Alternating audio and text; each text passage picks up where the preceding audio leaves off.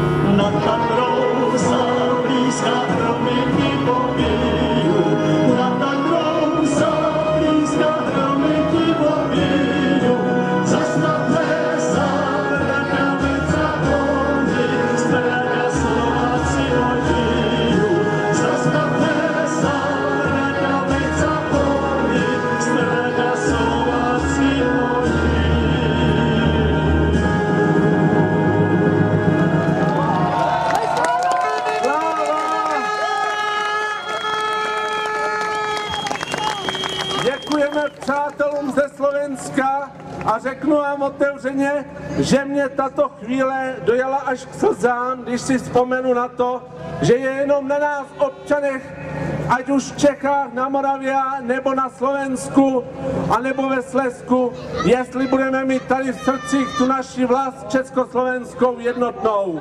Nikdo nám ji neukradne, ani ty skorumpovaní politici, ani ty vlastizráci, ani ty tuneláři a lháři.